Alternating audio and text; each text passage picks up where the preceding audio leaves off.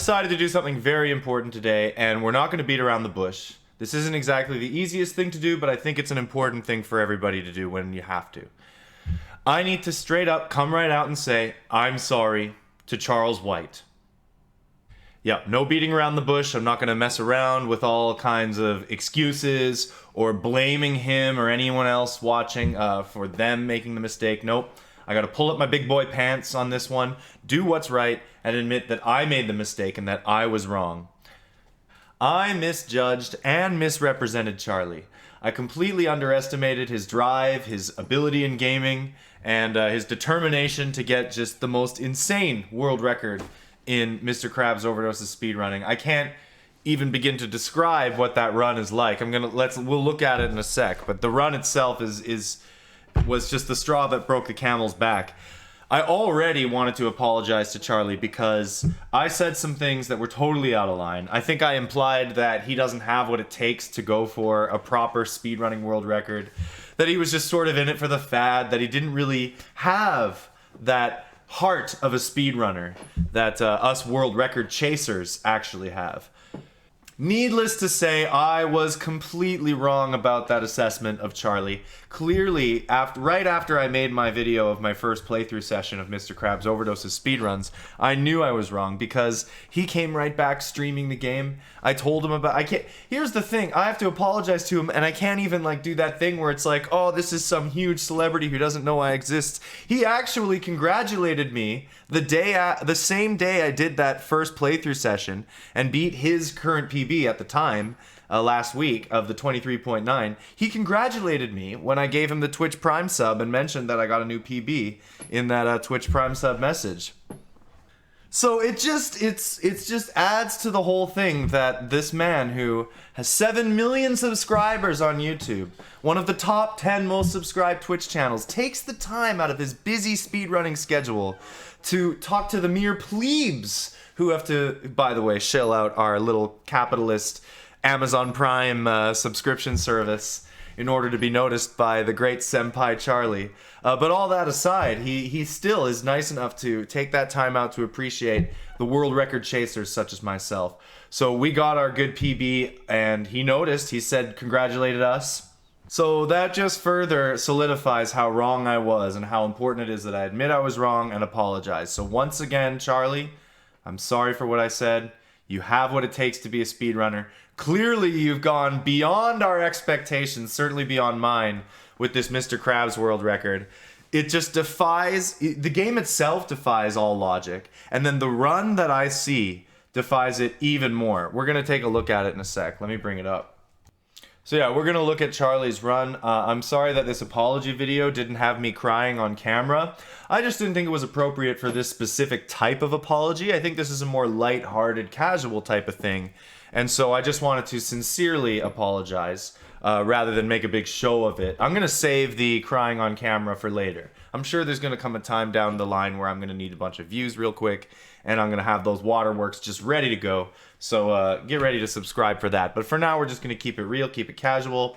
Quick apology, and I want to look more, do a bigger deep dive into the lore of the Mr. Krabs Overdoses speed game. Because I don't know if everyone watching really gets the deep dive. Unless you're part of the Discord, keeping up with the chats, or unless you're watching the streams a lot, you might have missed a few things. So let's have a look at Charlie's run, and then I'll share a few things I have to say about the overall kind of reception of the game in general. Alright, we can take a look here just at the run itself with no audio. And what's great about YouTube is you can use the little greater than, less than symbol buttons on the keyboard to advance by 1 frame at a time. So here we go. This is a pretty basic start for this strategy. By the way, a few things that I haven't mentioned. The run uses the boat launching strategy now to get Charlie's current world record of 18.1 seconds. The interesting thing about this is that a lot of people are talking about the fact that this is absolutely required to get a world record now, and that's true. For the any percent run, all the world records from now on are very likely, in fact, I would say almost certainly, going to need to do some kind of boat jumping strategy, like the one that you'll see in Charlie's run here. That being said, this strategy results in very few completed runs to attempts ratio, We're talking maybe 1 in every 1,000 runs could be something good.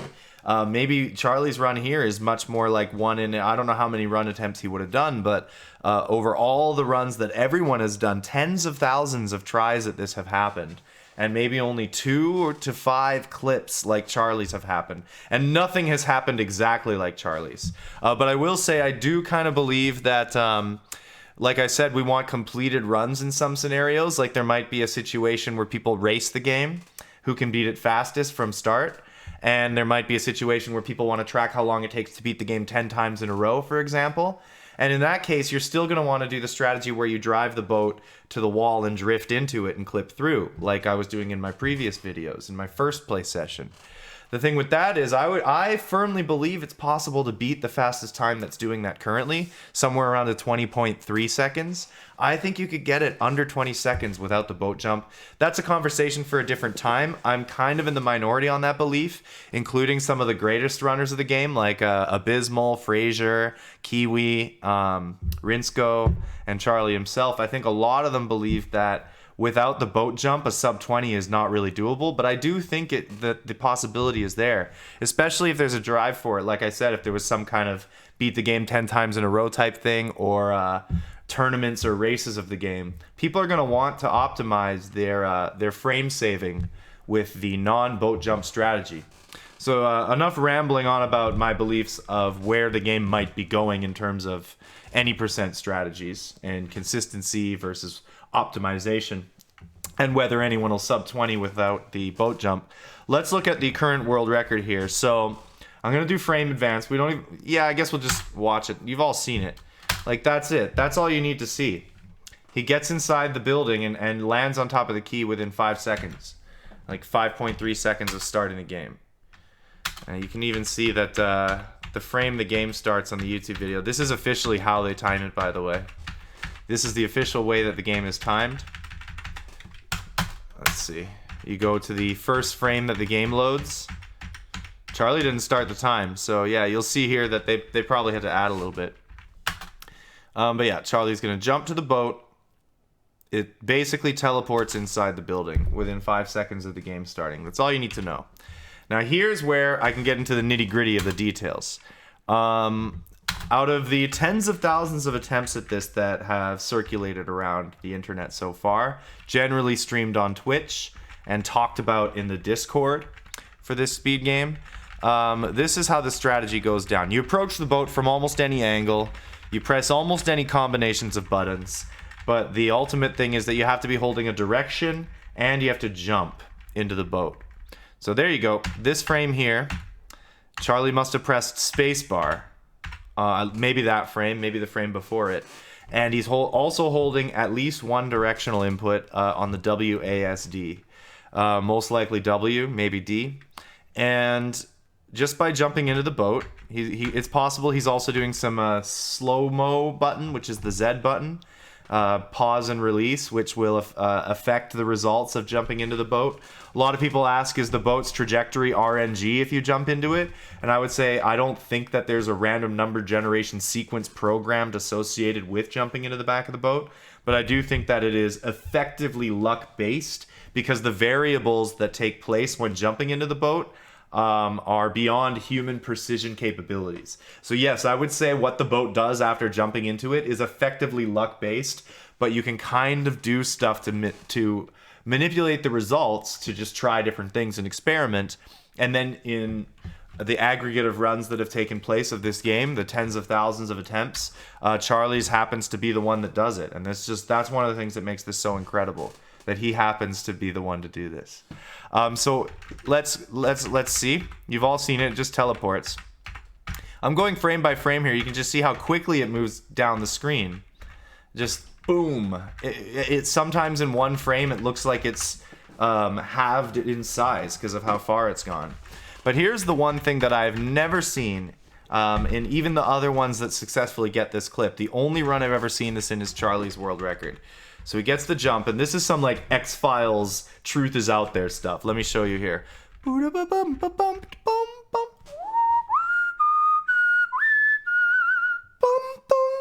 This is important.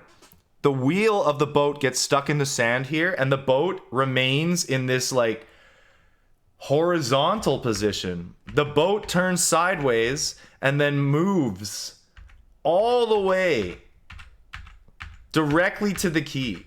Now, almost every single time you do a boat launch, the boat either moves forward and it does a bunch of flippy stuff. It never locks in place like that and then moves, or at least I've never seen it do exactly what it's done with Charlie, which is stick one wheel in the sand and then move without rotating or without changing, like spinning around, flipping and flopping, which like has speed costs and things like that. It causes collision with obstacles.